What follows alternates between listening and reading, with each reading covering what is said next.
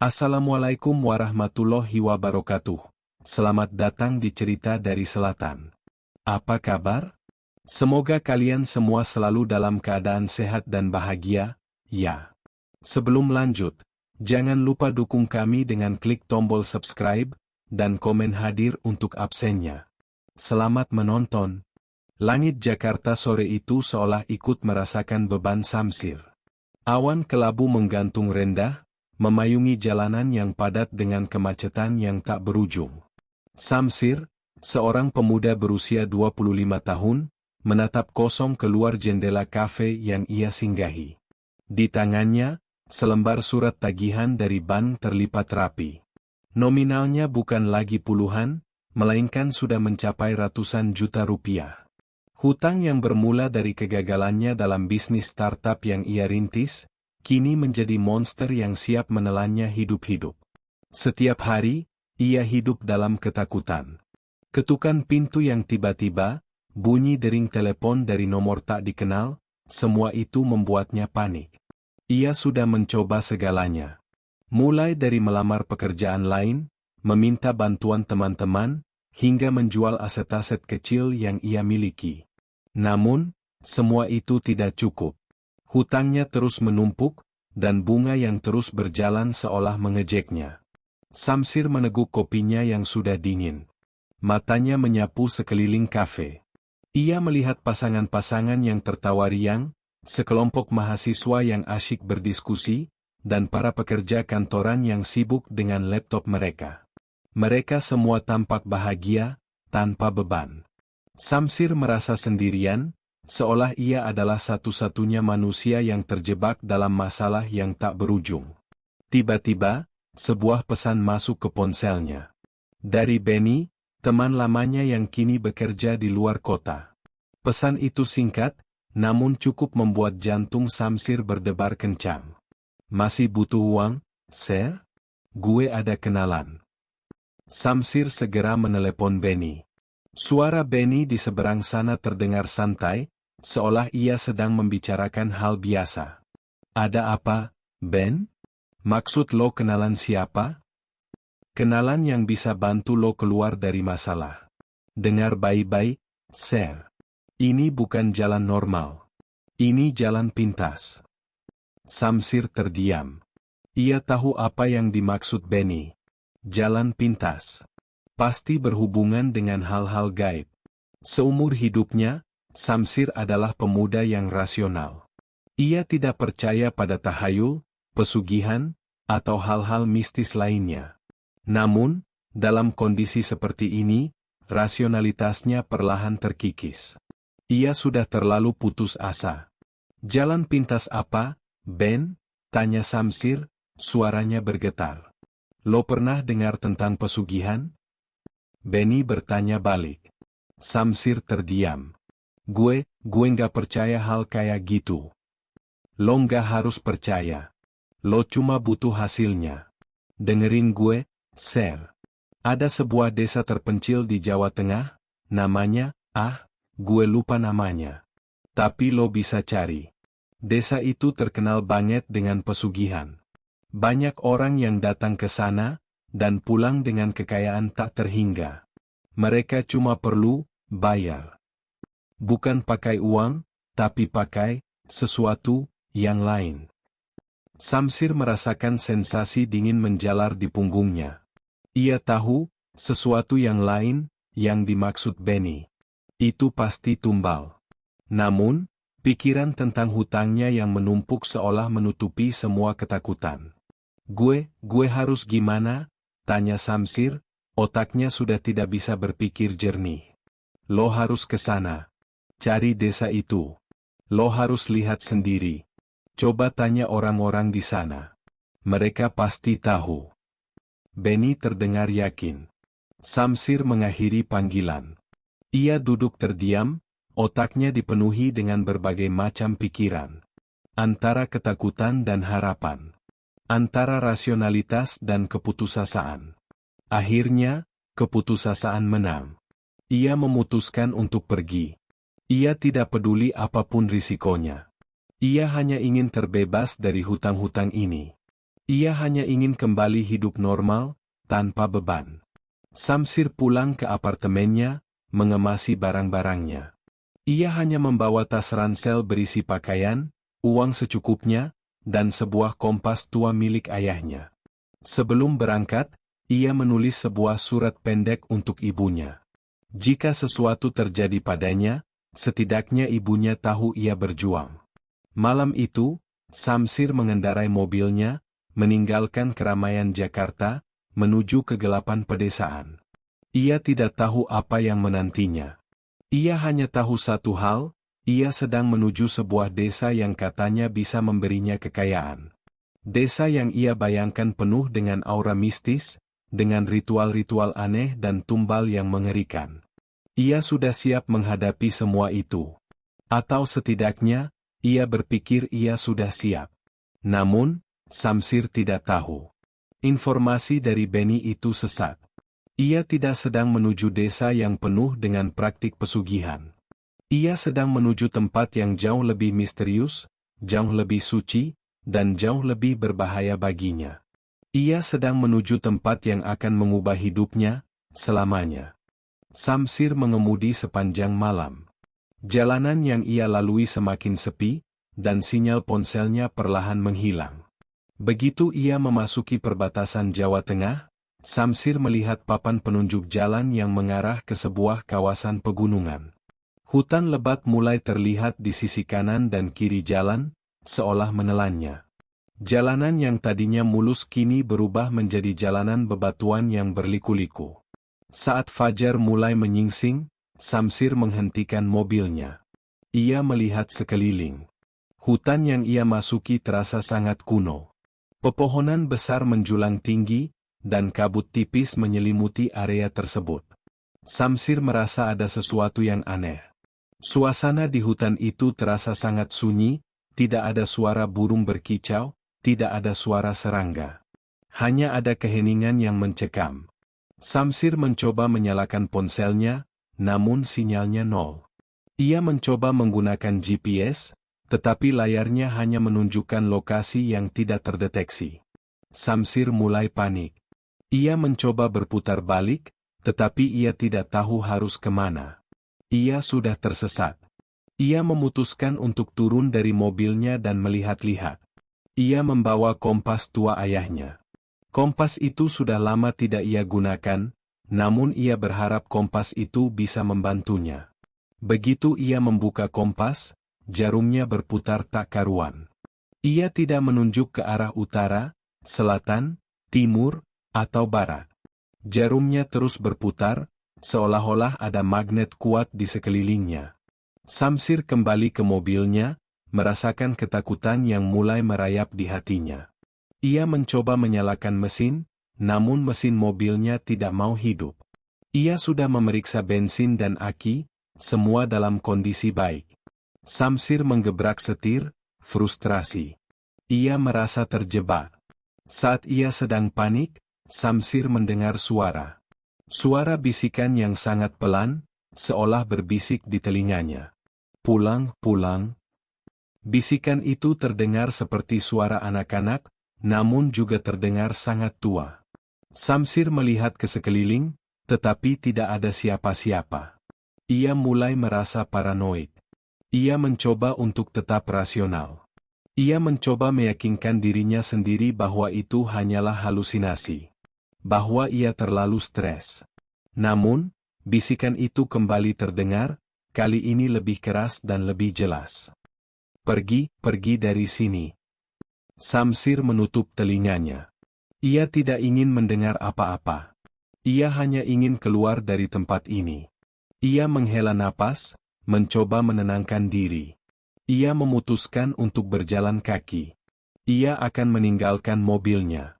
Ia hanya perlu mencari jalan keluar. Ia berjalan ke arah yang ia yakini adalah arah jalan utama. Namun, ia tidak menemukan apa-apa. Hanya pepohonan yang terus menjulang tinggi dan semak-semak yang lebat. Ia mulai melihat bayangan-bayangan sekilas. Bayangan anak-anak yang berlari di antara pepohonan. Bayangan seorang wanita tua yang berdiri di belakang pohon besar. Ia mencoba mengabaikannya, tetapi bayangan-bayangan itu semakin sering muncul. Saat ia berjalan, ia melihat sesuatu di tanah. Sebuah jejak kaki. Jejak kaki yang sangat besar, seolah-olah itu adalah jejak kaki raksasa. Samsir menelan ludah. Ia tahu, jejak kaki itu bukan jejak kaki manusia. Ia merasakan bulu kuduknya berdiri. Tiba-tiba, ia mendengar suara. Suara seorang pria yang sedang melantunkan ayat-ayat suci. Suara itu terdengar sangat indah dan menenangkan. Suara itu berasal dari arah yang berlawanan dengan arah yang ia tuju. Samsir merasa ada harapan. Ia memutuskan untuk mengikuti suara itu. Ia berjalan terus, menembus semak-semak yang lebat, dan akhirnya, ia sampai di sebuah tebing. Di seberang tebing, ia melihat sebuah desa kecil. Desa itu dikelilingi oleh pepohonan yang rimbun, dan di tengah desa, ia melihat sebuah masjid kuno yang indah. Samsir merasa lega. Ia akhirnya menemukan desa yang ia cari. Namun, ia tidak tahu. Desa itu bukanlah desa manusia. Desa itu adalah kampung jin muslim. Dan ia baru saja menginjakkan kakinya ke dalam dunia yang tidak pernah ia bayangkan. Ia tidak tahu, ia baru saja mengakhiri perjalanan pencariannya akan kekayaan, dan memulai perjalanannya menuju sebuah takdir yang tidak pernah ia duga. Samsir menuruni tebing dengan langkah hati-hati. Ia mengikuti jalan setapak yang tersembunyi di balik semak-semak. Semakin dekat dengan desa, ia semakin merasakan aura yang berbeda. Udara terasa bersih dan sejuk, dengan aroma khas bunga-bunga hutan yang belum pernah ia cium sebelumnya. Suara-suara alam yang tadinya tidak ada, kini mulai terdengar. Suara kicauan burung yang merdu, gemericik air sungai yang mengalir, semua itu membuat Samsir merasa tenang, seolah ia berada di tempat yang jauh dari semua masalahnya. Ia akhirnya sampai di sebuah gerbang desa yang terbuat dari kayu jati tua. Gerbang itu diukir dengan ornamen-ornamen kaligrafi Arab yang indah. Di atasnya, tergantung sebuah lentera kuno yang memancarkan cahaya redup. Samsir merasa ragu. Desa ini tidak terlihat seperti desa yang penuh dengan praktik pesugihan. Namun, ia sudah terlanjur sampai di sini. Ia memutuskan untuk masuk. Begitu ia melangkah melewati gerbang, ia merasakan sebuah energi spiritual yang kuat. Energi itu tidak terasa menakutkan, melainkan menenangkan dan menenteramkan. Di dalam desa, ia melihat rumah-rumah tradisional yang terbuat dari kayu dan bambu, semuanya terawat dengan baik. Tidak ada listrik, tidak ada kendaraan bermotor. Semua tampak sangat sederhana, namun indah. Samsir berjalan pelan di jalanan desa yang bersih. Tidak ada satupun sampah yang terlihat.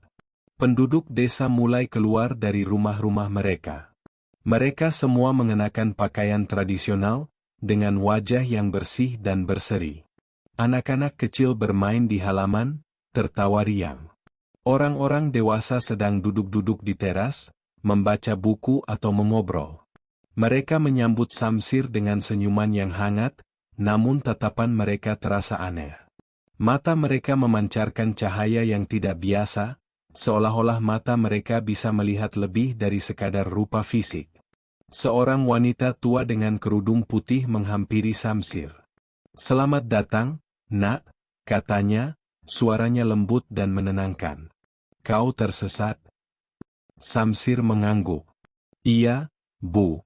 Saya tersesat. Saya sedang mencari sebuah desa di daerah ini."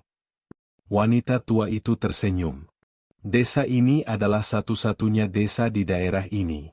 Apakah ada sesuatu yang kau cari?" Samsir ragu-ragu. Saya sedang mencari seseorang. Seseorang yang bisa membantu saya dengan masalah saya." Wanita tua itu mengangguk, seolah ia sudah tahu apa yang dimaksud Samsir.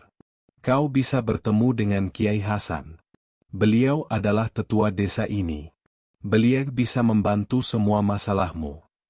Wanita tua itu mengantar Samsir ke sebuah rumah yang paling besar di desa itu.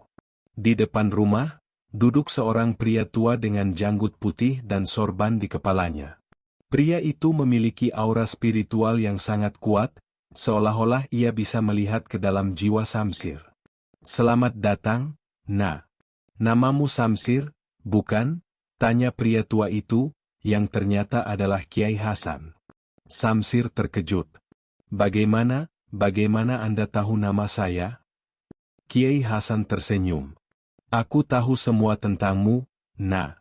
Aku tahu kenapa kau datang ke sini." Samsir terdiam.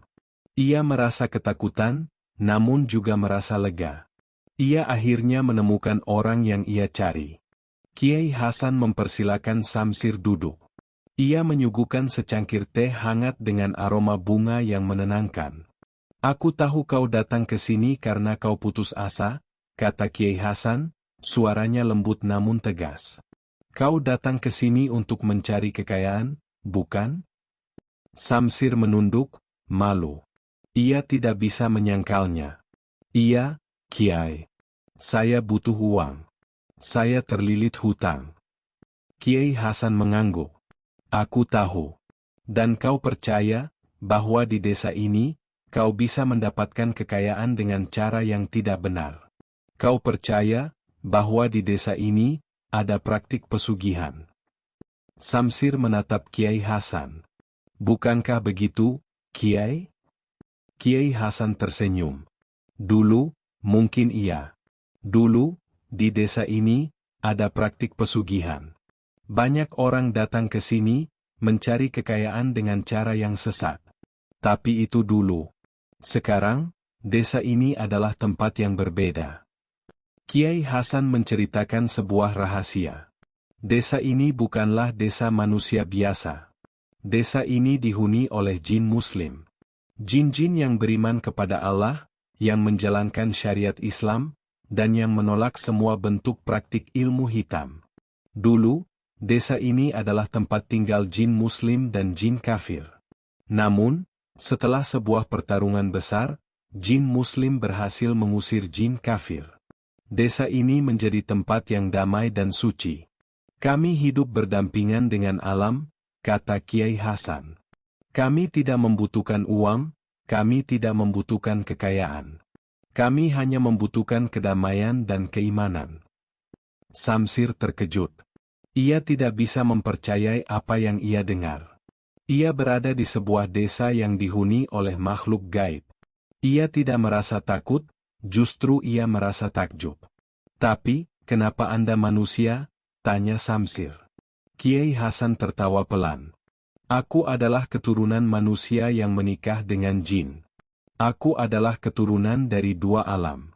Aku adalah jembatan antara dunia manusia dan dunia gaib." Samsir terdiam, memproses semua informasi yang ia dapatkan. Ia berada di tempat yang tidak pernah ia bayangkan. Ia datang ke sini untuk mencari pesugihan, tetapi ia malah menemukan sebuah komunitas spiritual yang suci. Kiai Hasan menatap Samsir dengan mata yang dalam. "Samsir, aku tahu kau putus asa. Aku tahu kau ingin keluar dari masalahmu. Tapi, jangan pernah mencari jalan pintas. Jalan pintas hanya akan membawa malapetaka. Pesugihan dan ilmu hitam akan menghancurkan hidupmu, dan akan mengikatmu selamanya." Samsir mendengarkan, hatinya bergetar. Ia merasa malu. Ia datang ke sini dengan niat buruk, niat yang ternyata sangat bertentangan dengan ajaran di desa ini. "Aku melarangmu untuk mencari pesugihan di sini," kata Kiai Hasan, suaranya tegas. "Jika kau tetap bersikeras, kau akan memancing kemarahan kami. Dan kau akan berhadapan dengan bahaya yang tidak pernah kau bayangkan." Samsir menelan ludah. Ia tahu, Kiai Hasan tidak sedang mengancamnya. Ia sedang memperingatkannya. Samsir merasa bahwa ia harus segera pulang. Ia harus meninggalkan tempat ini. Ia harus melupakan niatnya untuk mencari pesugihan. Namun, di dalam lubuk hatinya, ada bisikan lain. Bisikan yang penuh dengan keserakahan. Bisikan yang mengatakan, "Ini adalah kesempatanmu. Jangan sia-siakan. Masih ada cara lain. masih ada jalan lain. Bisikan itu, perlahan-lahan, mulai mengikis keimanan Samsir. Setelah percakapan dengan Kid Hasan, Samsir kembali ke gubuk kecil yang telah disiapkan untuknya. Hatinya dipenuhi dengan gejolak. Di satu sisi, ia merasa takut dan malu. Ia berada di tempat yang suci, tempat di mana niat kotornya terasa sangat tidak pantas.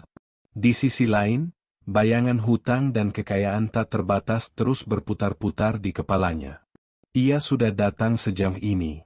Ia sudah melewati hutan angker. Ia sudah melihat desa misterius ini.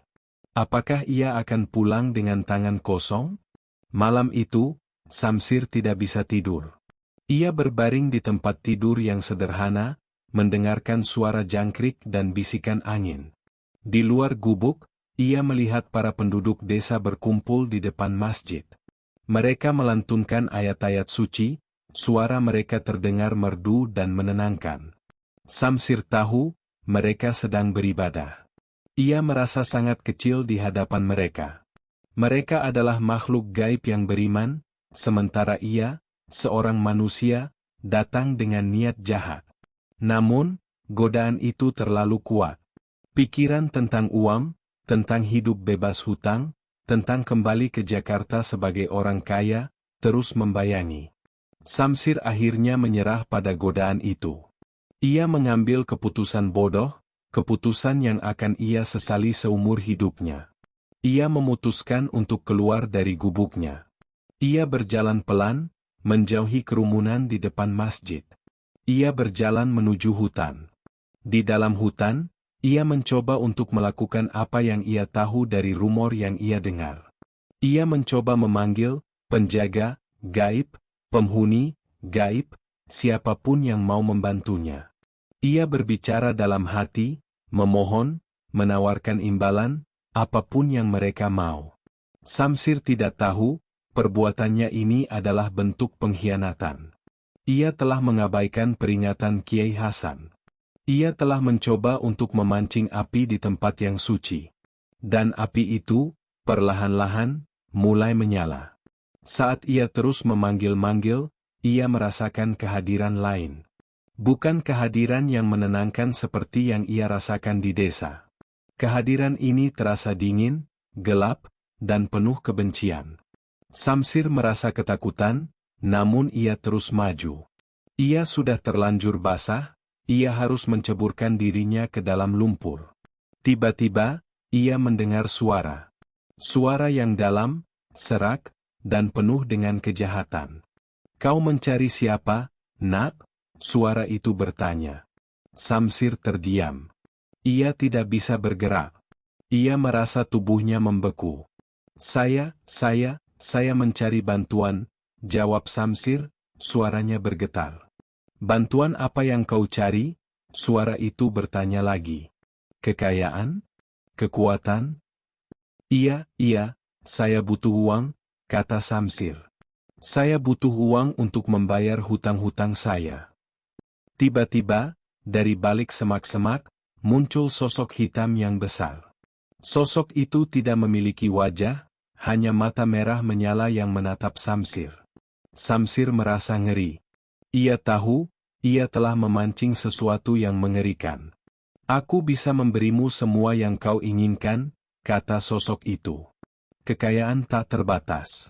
Hidup tanpa hutang. Semua yang kau impikan." Samsir menelan ludah. Apa imbalannya?" Sosok itu tertawa. Tawanya terdengar seperti pecahan kaca. "Imbalannya sederhana. Nyawa orang terdekatmu. Pilihlah satu. Ibu, ayah, atau adik." Samsir terbelalak. Ia tidak pernah berpikir imbalannya akan sekejam ini. Ia tidak bisa mengorbankan keluarganya. "Tidak, saya tidak bisa."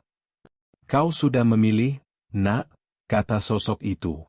"Kau sudah memanggilku. Dan aku akan datang. Aku akan mengambil apa yang aku inginkan." Samsir lari, kembali ke desa dengan ketakutan yang luar biasa. Ia tidak lagi memikirkan uang atau hutang. Ia hanya memikirkan keluarganya. Ia tahu, ia telah melakukan kesalahan besar. Ia telah mengabaikan peringatan Kiai Hasan, dan kini ia harus membayar harganya. Samsir kembali ke gubuknya dengan napas terengah-engah. Jantungnya berdebar kencang. Ia mencoba menenangkan dirinya, tetapi bayangan sosok hitam dengan mata merah menyala itu terus membayangi. Ia tahu, sosok itu adalah iblis hitam. Sosok yang disebutkan dalam cerita-cerita kuno sebagai makhluk tergelap, yang suka memancing manusia untuk melakukan perbuatan jahat. Di pagi hari, Kiai Hasan mendatangi gubuk Samsir. Wajahnya terlihat serius. "Samsir, tadi malam, kau mencoba memanggilnya, bukan?" tanya Kiai Hasan, suaranya berat. Samsir menunduk, malu. "Maafkan saya, Kiai.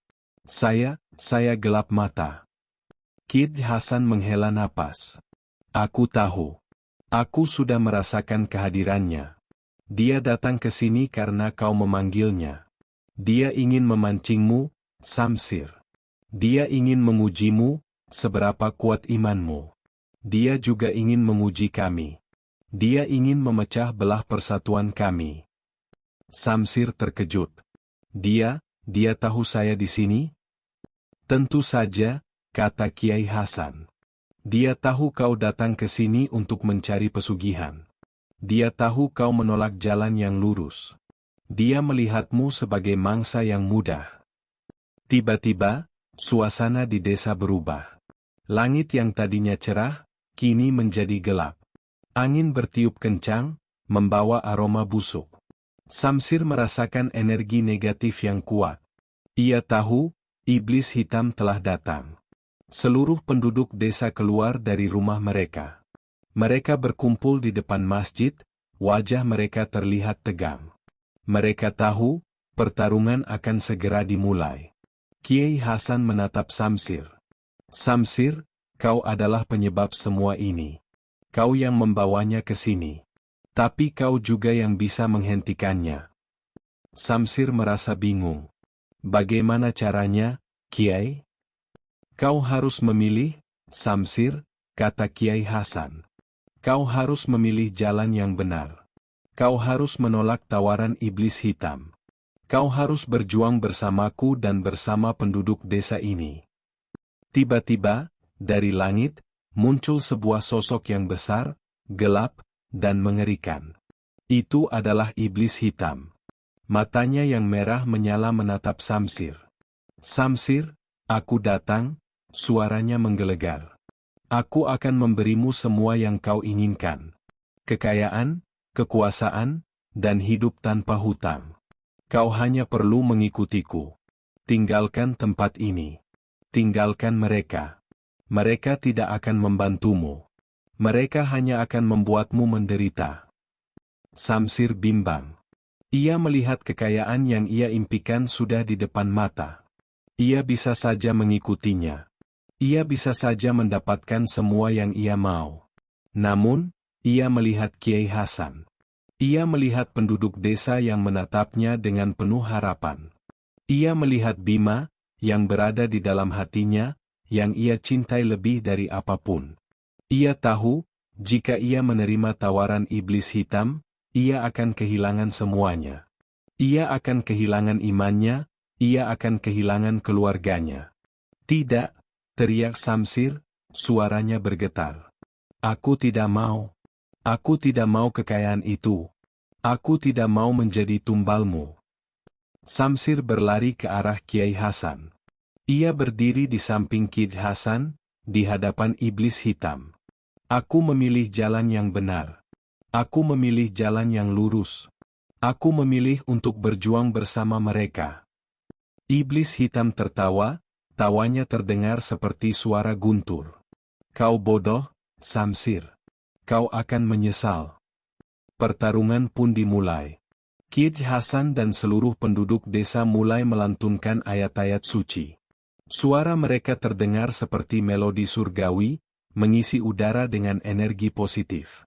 Iblis hitam berteriak, suaranya menyakitkan telinga. Ia mencoba menyerang, tetapi ia tidak bisa. Ia terperangkap dalam lingkaran energi positif yang dibuat oleh para jin muslim. Samsir merasakan energi negatif dari iblis hitam dan energi positif dari para jin muslim. Ia merasakan sebuah pertarungan batin yang kuat di dalam dirinya. Pertarungan antara keserakahan dan keimanan. Pertarungan antara kegelapan dan cahaya. Samsir tahu, ia harus menang. Ia harus membuktikan bahwa ia bisa menjadi orang yang lebih baik. Ia harus membuktikan bahwa ia bisa menolak godaan. Dan ia akan berjuang dengan semua kekuatannya. Pertarungan di udara terus berkecamuk. Di satu sisi, ada energi gelap dan mematikan yang dipancarkan oleh iblis hitam, sosok yang menggantung di atas desa seperti awan badai. Matanya yang merah menyala terus menatap Samsir, seolah memanggilnya untuk bergabung. Di sisi lain, ada aura spiritual yang begitu murni dan kuat, yang datang dari lantunan ayat suci dan zikir yang tak henti-hentinya diucapkan oleh seluruh penduduk kampung jin muslim. Mereka membentuk perisai energi yang tidak hanya melindungi mereka, tetapi juga Samsir, dari serangan iblis hitam. Samsir berada di pusat pusaran energi itu. Ia merasakan dua kekuatan besar ini menarik-narik dirinya. Di telinganya, suara iblis hitam terus berbisik, menawarkan semua yang ia impikan. Kau bisa kaya, Samsir. Kau bisa membayar semua hutangmu. Kau bisa mendapatkan semua yang kau mau. Mereka tidak akan pernah bisa memberimu itu. Mereka hanya bisa memberimu doa dan kata-kata kosong. Kekuatan ada di tanganku. Namun, di sampingnya, ia merasakan kehadiran Kiai Hasan. Kiai Hasan tidak berbicara, tetapi auranya begitu kuat dan menenangkan. Samsir melihat wajah-wajah penduduk desa yang khusyuk beribadah. Mereka tidak menunjukkan rasa takut, hanya keimanan yang teguh. Rania melihat tatapan mereka, tatapan yang penuh keyakinan bahwa kebaikan akan selalu menang atas kejahatan. Tatapan itu seolah-olah mengatakan, kami ada di sini bersamamu. Jangan takut. Samsir menutup matanya, mencoba menenangkan pikirannya yang kalut. Ia berpikir tentang hutang-hutangnya, tentang masalah-masalahnya di Jakarta. Namun, ia juga berpikir tentang keluarganya. Ibunya, yang selalu ia banggakan. Adiknya, yang ia sayangi lebih dari apapun. Ia tidak bisa mengorbankan mereka. Ia tidak bisa membiarkan iblis hitam mengambil mereka darinya. Tiba-tiba, ia mendengar suara lain, suara seorang wanita yang lembut dan penuh kasih sayang. Suara itu berbisik, kembalilah, nak. Kembali ke jalan yang benar. Samsir membuka matanya. Ia melihat sosok wanita tua yang menyambutnya di gerbang desa. Wanita itu tersenyum, senyumannya penuh kehangatan. Kami akan membantumu. Tapi kau harus memilih. Kau harus memilih jalan yang benar. Samsir menyadari, iblis hitam tidak hanya datang untuk memancingnya. Ia datang untuk memecah belah komunitas jin muslim. Ia ingin melihat apakah iman mereka akan goyah saat berhadapan dengan godaan yang kuat. Ia ingin membuktikan bahwa manusia adalah makhluk yang lemah, yang mudah menyerah pada hawa nafsu. Kiai Hasan menatap Samsir, matanya penuh dengan harapan. Samsir, sekaranglah saatnya. Kau harus melawan. Bukan melawan iblis hitam, tetapi melawan dirimu sendiri. Melawan keserakahan yang ada di dalam hatimu. Melawan keinginan untuk mendapatkan semua dengan cara yang salah. Samsir menarik napas dalam-dalam. Ia tahu, ia harus mengambil keputusan. Ia harus memilih. Apakah ia akan menyerah pada kegelapan dan mendapatkan semua yang ia mau, atau ia akan berjuang untuk kebaikan dan mendapatkan ketenangan yang tulus? Samsir tahu, pilihan ini akan menentukan takdirnya. Samsir memejamkan matanya, mengabaikan bisikan iblis hitam. Ia memfokuskan pikirannya pada suara-suara doa yang dilantunkan oleh para jin muslim. Ia merasakan energi positif itu meresap ke dalam dirinya, membersihkan semua kegelapan yang telah menempel di hatinya. Samsir merasa seperti ia sedang dibersihkan, dicuci, dan dilahirkan kembali. Iblis hitam berteriak, suaranya dipenuhi amarah. Ia tahu, ia akan kalah. Ia tahu, Samsir tidak akan menyerah. Ia melancarkan serangan terakhir, sebuah gelombang energi gelap yang kuat, yang mencoba menembus perisai energi yang dibuat oleh para jin muslim. Kiai Hasan dan para penduduk desa berzikir lebih keras, suara mereka semakin kuat, semakin indah. Mereka membentuk sebuah lingkaran, dengan Samsir di tengahnya. Samsir merasakan energi positif yang mengalir dari mereka ke dalam dirinya. Samsir mengangkat tangannya, dan ia merasakan sebuah energi cahaya yang keluar dari telapak tangannya. Energi itu, yang begitu murni dan suci, menembus gelombang energi gelap iblis hitam. Iblis hitam menjerit, suaranya menyakitkan telinga. Ia tidak bisa menahan kekuatan suci itu. Ia mulai melemah. Sosoknya yang besar dan gelap, perlahan-lahan mulai mengecil, dan akhirnya, ia menghilang, meninggalkan sebuah bau busuk di udara.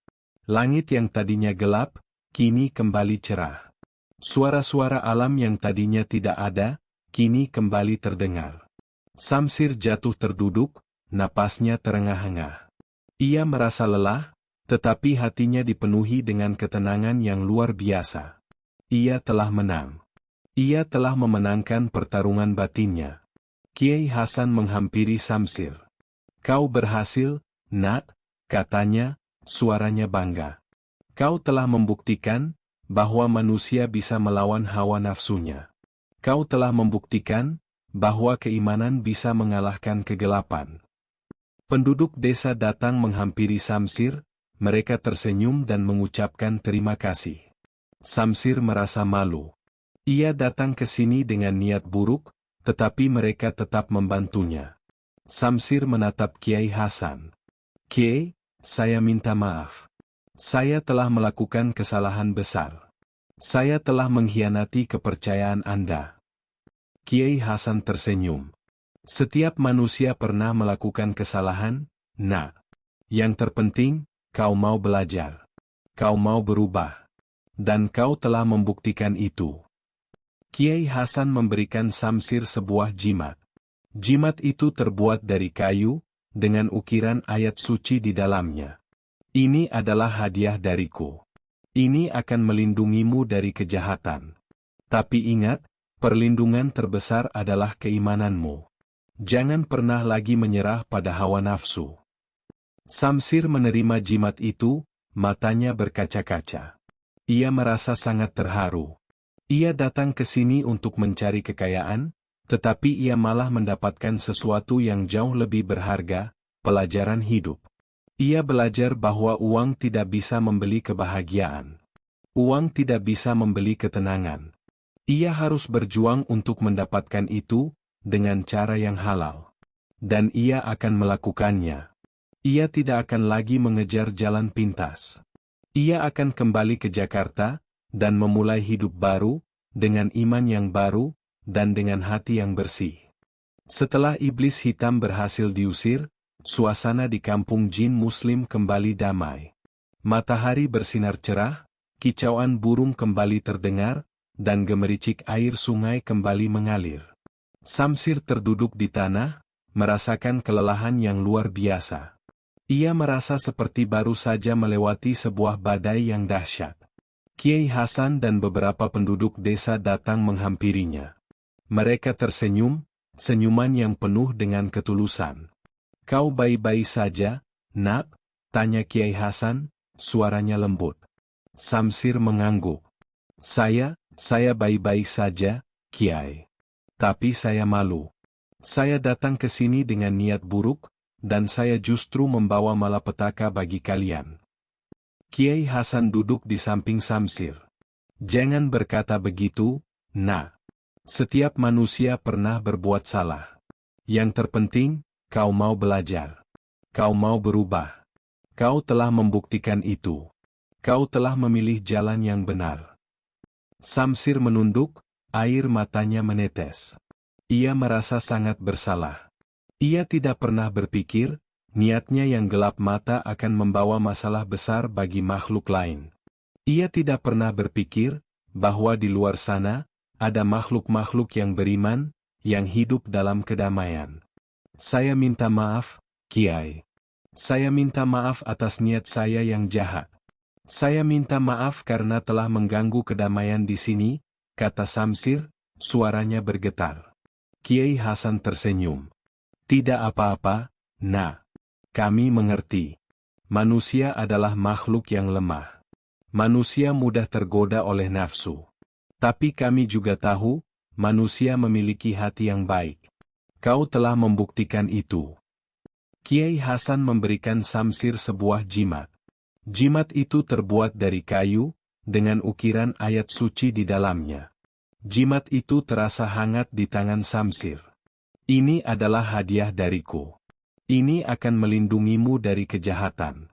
Tapi ingat, perlindungan terbesar adalah keimananmu. Jangan pernah lagi menyerah pada hawa nafsu. Samsir menerima jimat itu, matanya berkaca-kaca. Ia merasa sangat terharu.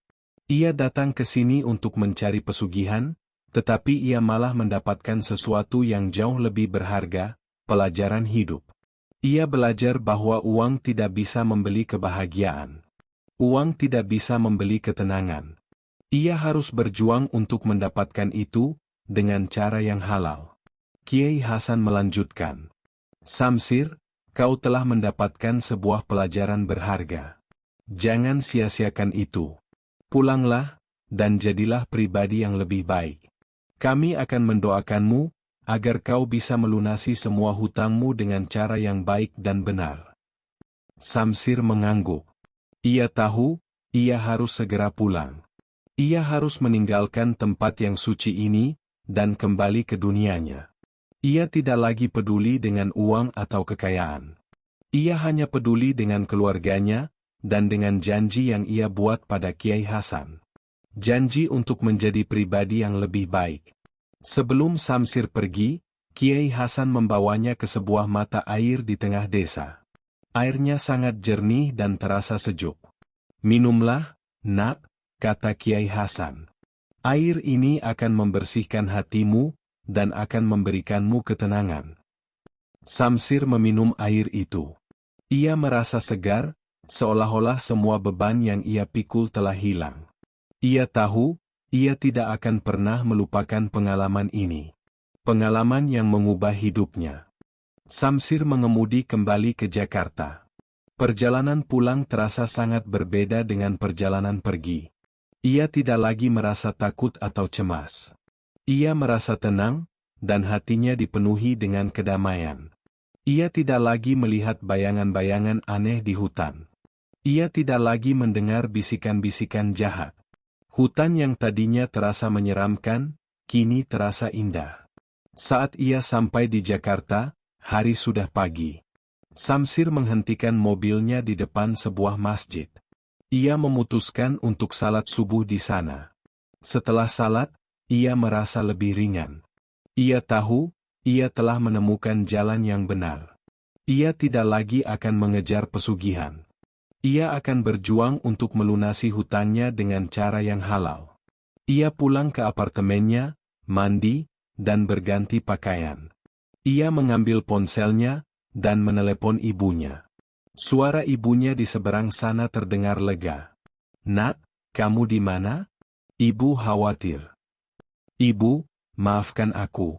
Aku pergi sebentar. Aku baik-baik saja, kata Samsir, suaranya bergetar. Kenapa kamu pergi tanpa bilang? Ibu takut kamu kenapa-kenapa, kata ibunya, suaranya sedih. Ibu, aku akan cerita semuanya nanti. Tapi sekarang, aku hanya ingin bilang, aku sayang ibu. Aku akan berjuang untuk menjadi pribadi yang lebih baik. Aku akan melunasi semua hutangku. Dengan cara yang halal, kata Samsir. Ibu Samsir terdiam, lalu ia menangis. Nak, kamu bilang apa? Samsir menceritakan semuanya. Ia menceritakan tentang niatnya yang gelap mata, tentang perjalanannya, tentang kampung jin muslim, dan tentang pelajaran yang ia dapatkan. Ia tidak menyembunyikan apapun. Ia tahu, ia harus jujur. Setelah mendengar ceritanya, ibunya menangis terharu. Alhamdulillah, Nak. Allah masih melindungimu. Jangan pernah lagi melakukan hal bodoh seperti itu. Ibu tidak peduli dengan hutang. Ibu hanya peduli denganmu. Samsir menangis. Ia merasa sangat bersyukur. Ia bersyukur karena ia masih memiliki ibunya. Ia bersyukur karena ia masih bisa kembali. Samsir memulai hidup baru. Ia bekerja keras, mengambil pekerjaan apapun yang bisa ia dapatkan.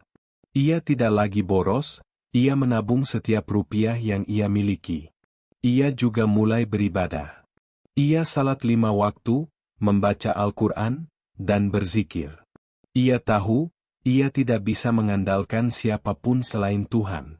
Ia tahu, Tuhan adalah pelindungnya yang sejati. Samsir tidak lagi merasa tertekan oleh hutangnya. Ia tahu, ia akan melunasinya, satu persatu. Ia tahu, ia akan kembali hidup normal. Ia tidak lagi mengejar kekayaan. Ia hanya mengejar ketenangan. Dan ia telah menemukannya. Ia telah menemukan ketenangan di dalam hatinya. Samsir tidak pernah kembali ke kampung jin muslim. Ia tahu, ia tidak akan pernah bisa kembali ke sana. Namun, ia selalu membawa pelajaran dari tempat itu. Ia selalu membawa jimat pemberian Kiai Hasan, yang menjadi pengingatnya. Pengingat bahwa kebaikan akan selalu menang atas kejahatan.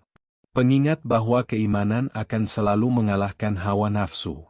Dan pengingat bahwa ia adalah pribadi yang lebih baik, yang tidak lagi mengejar jalan pintas.